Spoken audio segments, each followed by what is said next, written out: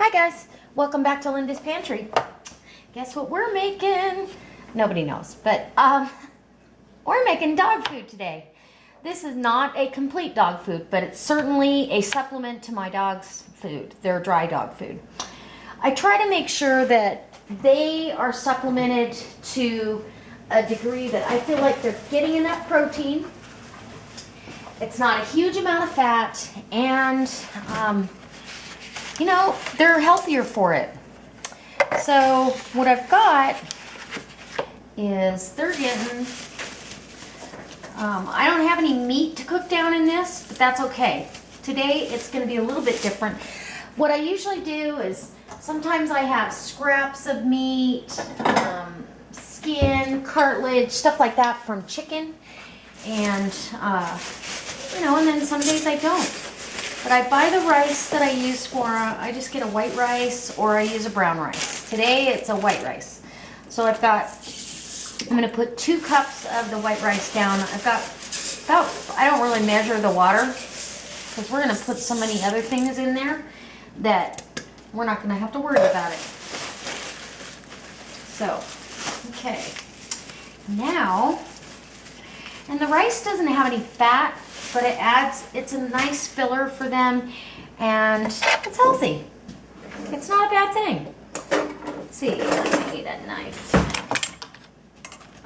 Oh, and I've got some leafy greens that have been in the freezer long enough. I'm going to put about half of what's in that package down here, and then I'll use the other half of it. Well, actually, I did more than half, so I'm just going to put them all in there. So when you've got vegetables that have gotten a little bit freezer burnt, add them into your pet's food. It's okay. They don't mind. And I'm going to use my Vidalia chopper today because I can. Now I've got a sweet potato here. Sweet potatoes are absolutely wonderful for your dogs. And I'm going to slice this up. And then, right along with this carrot, I'm going to save a couple pieces out for the rabbit. She will thank me for it. So you're just going to chop this up and put it over on the chopper.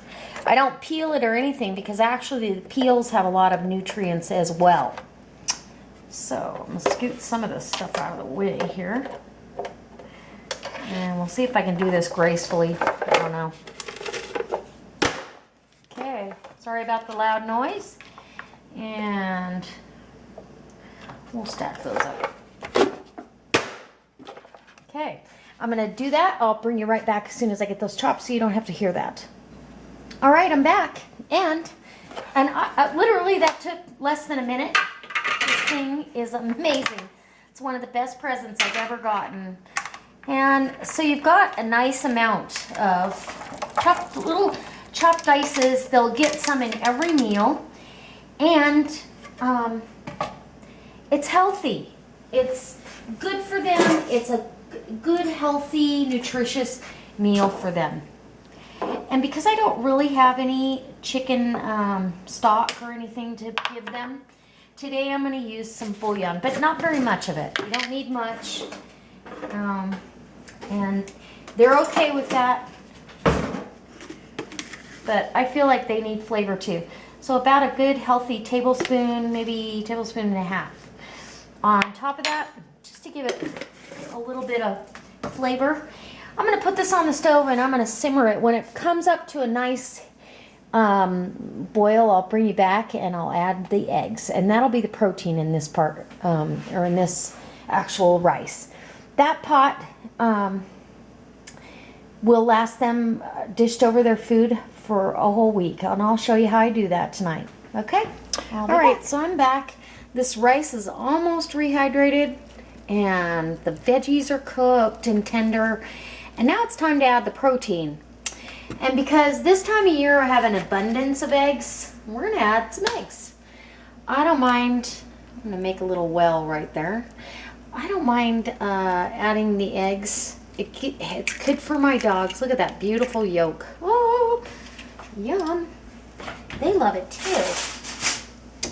And I put these, the eggshells down in my oven, getting ready to cook a bunch of them off.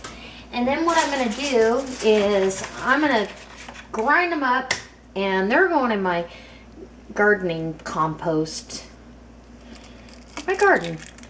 Okay, so I got 3 beautiful fresh eggs going in there, and I'm gonna pop the yolks with a fork.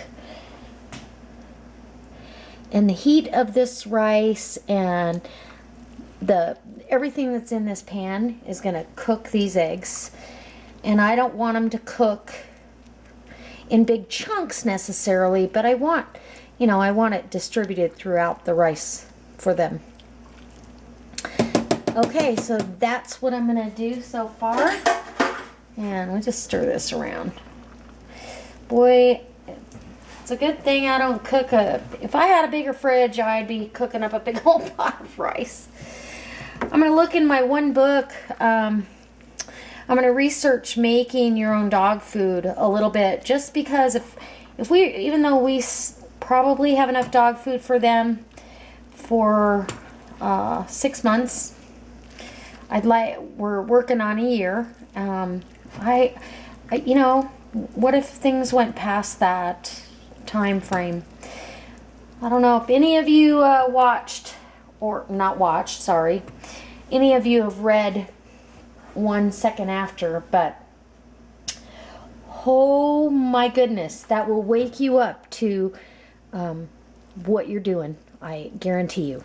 If it doesn't, you're never going to wake up. It was a really heart-wrenching, just an amazing story, but the dog part of it and children and everything else really just solidifies what I'm doing, and just makes it all the more reason why I have to do it. So there you go. That's what I put on my dog's food, and I have for years. Usually I've got a chicken back or a couple necks in there or something like that, but this week they're getting eggs instead.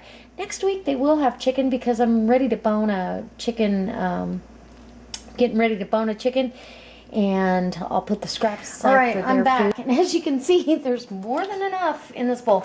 I did add another cup of rice, I just eyeballed it. You know me, you gotta fill that pot. So I'm gonna give them each a scoop of, well, maybe a little more, over their dog food. Libby loves this. It's a nice treat.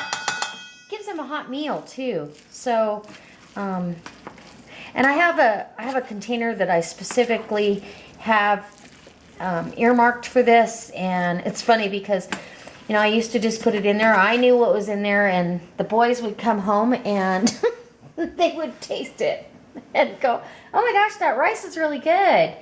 And it's like, that's for the dogs. Anyway, so then my handy dandy kettle that I got, I'm gonna pour a little bit of hot water over.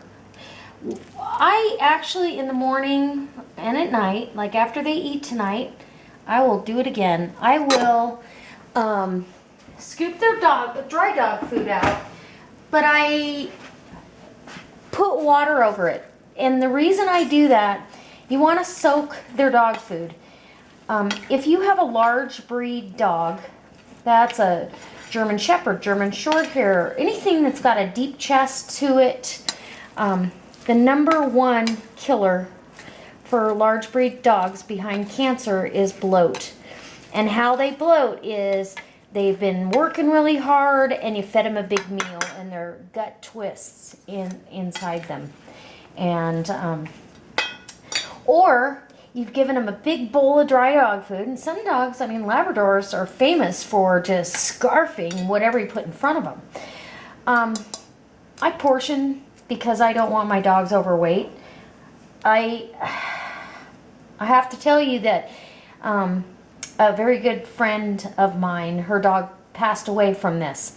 And it was because they'd gone out for a walk and came home, she ate her dry dog food, and then she went and drank an enormous amount of water, and it caused her stomach to twist, in which case they can't get anything else in and nothing will come out, and it's a very painful thing for them. So from that day forward, I have soaked their dog food. I just pour water over it, you know, when I dish it back up, but I also pour hot water over it, you know, right before I feed them, just so they have a hot meal in the winter time. And who doesn't, I don't want a dry, drab, cold meal, do you? No. So I'm gonna try to take you with me. I don't know how that's gonna work, but let me get over to the door and I'll see if I can't, they're out back, they're not in the kennel area, but I have to separate them because Libby, this is Libby's dish. It's the shorter one, so my husband knows which is which.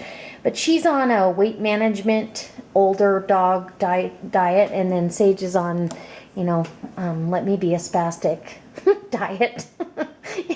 Destruction. Destroy. All right, I'll be right back. Well, hi, Abby. Here it comes. Look it. Hey, hey, sit. Hey. Sit. Both of you, Yahoo, sit. I know they're all, what do you mean, sit? Hold on. Okay, so I'm going to put, Sage, you're naughty. Sorry about the camera work. I'm going to put Libby's down. Okay, Libby's is down. On to step. No, Libby, go eat your food. I know it. She goes, I don't know what's going on. And Sage knows she has to go over here in the kennel area. And she gets to be locked up to eat hers, because what they'll do is they'll swap back and forth and nobody gets what they're supposed to get. And Sage is going, oh my goodness, you made us a delicious dinner, thank you. It's so good. Well, I see you've been digging. How nice is that? There's dirt all over the sidewalk. Oh, Sage. Isn't she pretty? She's just such a nice dog. I can't wait till she has puppies. You guys will come along for that ride too. Woohoo! Okay, and there's my old girl, Libby.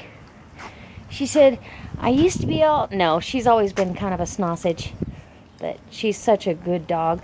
I like to feed her up on the step just because she doesn't have to bend over so much and strain her neck and all that. So, anyway, I'm getting ready. I'm going to go out and feed the girls. The chickens, they're all talking to me. I don't know if you can hear it, but that's how my dogs eat twice a day. Hope this inspires you. I hope it makes you want to come back and see my puppies. And if you like this, give me a thumbs up. And if you really like it, post it on your Facebook page. And I'm going to ask you one more thing. If you would like me to do some homemade dog food videos, I did a dog biscuit video and I wouldn't mind doing those again, but if you'd like me to do a homemade dog food video, let me know. All right, guys. God bless.